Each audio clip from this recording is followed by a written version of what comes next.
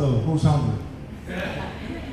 No, lots and lots of data collection, as we talked about earlier, that went into this process, initially by zip code, and then we found some organizations that were also collecting data. What we were able to do was to take this data, get it to the TPW, City of Fort Worth TPW GIS team, and they were excited to volunteer to help us in creating the map that you see here, which identifies areas where there are high concentrations of available food and the lower concentrations of available food. The green, the darker the green, the higher the concentration of food availability. So you'll notice that basically east of I-35 and south of I-30, you have the highest concentrations of food availability, starting from the center city and working kind of to the southeast. In the far northwest corner, you'll also notice a big swath. But beyond that, you start to see those areas that go from green to kind of a yellow, and then an opaque, and then the red areas, whereas there are almost no resources available. So what this does is two things. It identifies very quickly for people who are in need of finding places where they might be able to find meals, kind of narrows down their geographic area of search. There's also data that will come along with the maps that will give them more specifics on locations. And it also identifies for those service providers those areas where there aren't very many resources available if they're looking for where there might still be great need. We don't think about it this way, but with COVID, so many families that never had this need before all of a sudden found themselves in need. So you can't just look on a map and say, well, generally people in this area or that area are probably not going to be in need. We just don't know. So we think this is a very effective tool. We talked about, as part of this process, how we update this map. What we found is within like the first week, a lot of the data had gotten stale because there's constantly so much turnover happening in terms of new service providers coming on. And so one of the recommendations that you'll see will have to do with how the organization goes about continuing to keep this fresh and updated.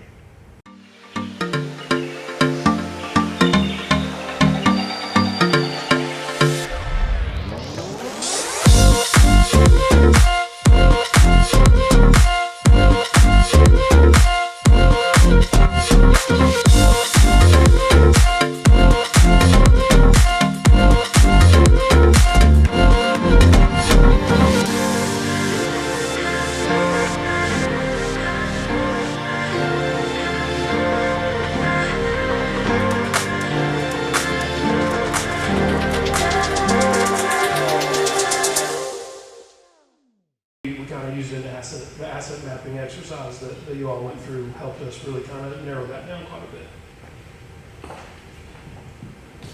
All right, so just like Justin set up for us, I know we all had that exercise that we did in the course, and it was really trying to figure out your network and how your network can be a benefit to those that you are working with, and particularly in projects such as these that we've all been working on over the past few months.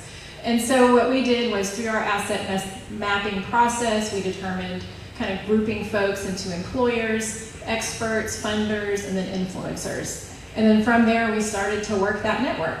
And we reached out to people that we knew within those different groups to begin to essentially develop a database for T3 to start with in terms of who is that point of contact within that particular organization.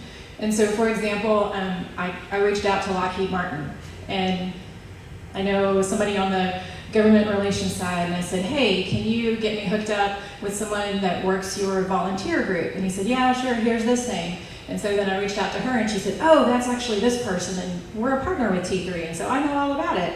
And it was great to really kind of see that come full circle. And I think as we begin to dig in further to this map, because like many of you have said, I don't view this as a static list. I mean, this list will continue to grow as the program goes. This is a place to start, but certainly as you get involved, which we're hoping you will, we can further add to this networking group and begin to reach out into further areas of the community to help identify mentors who want to partner with these Fort Worth ISD seniors in order to help give them an idea as far as, just having a friend to have a conversation with who has a career that may be a similar career interest that they have.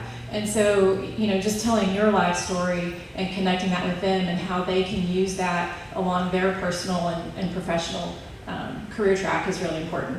Yeah, I see Taylor laughing back there. And so I think it was during that same day that somehow Taylor Pace's church came up.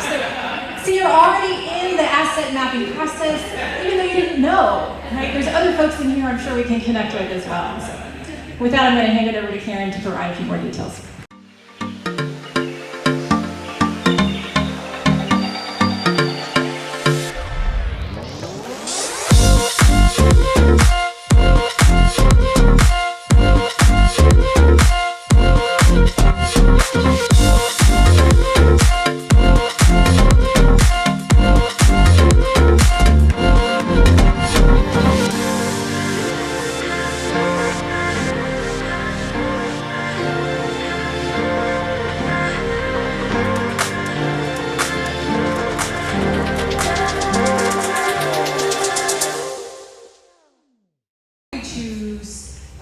First, we chose a particular model to follow, and we chose the SCORE mentorship model, if you've heard of that particular model.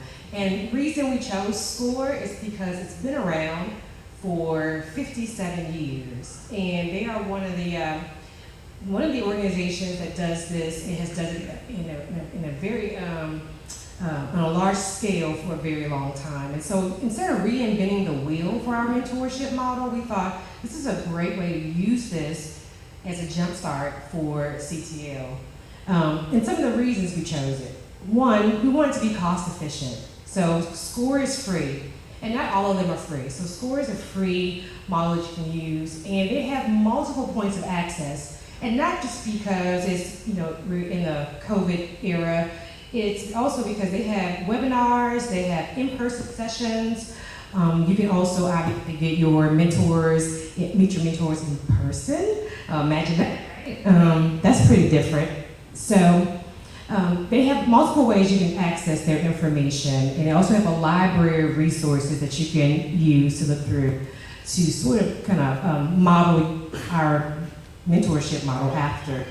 And the cultural awareness component was one of the primary things for us.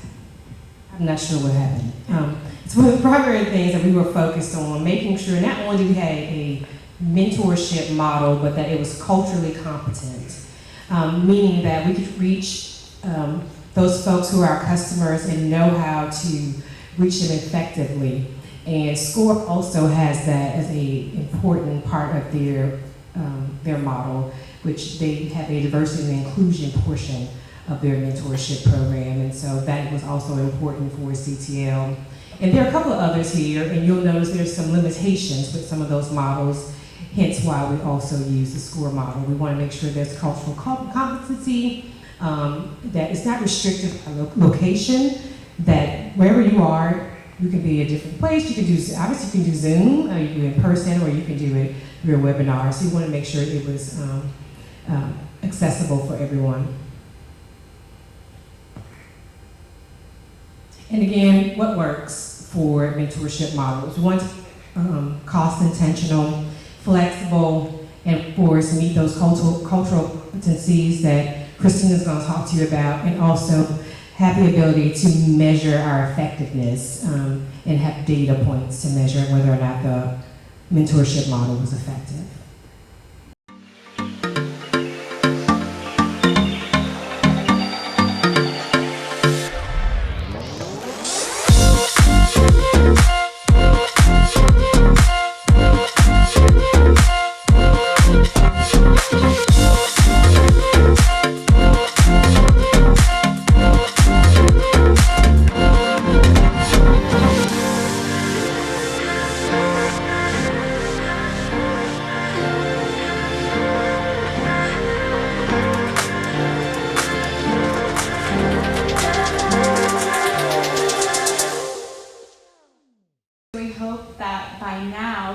guys will agree, back to our prioritized deliverables, there is indeed a need for a parent engagement manager position at LVT Rise.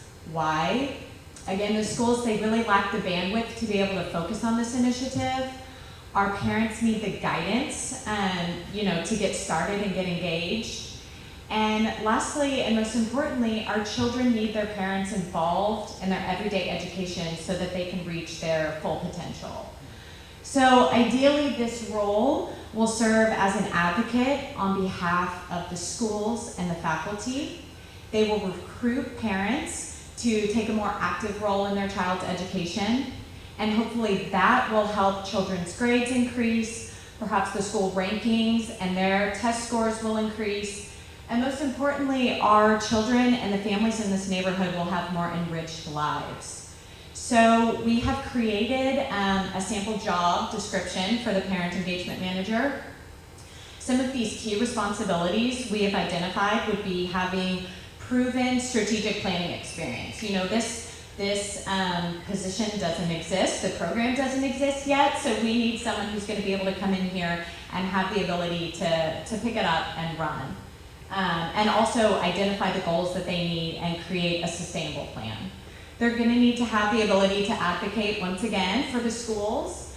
And being that they're going to be working with a variety of audiences, students, families, other community organizations, teachers, parents, having strong interpersonal communication skills and networking skills is key.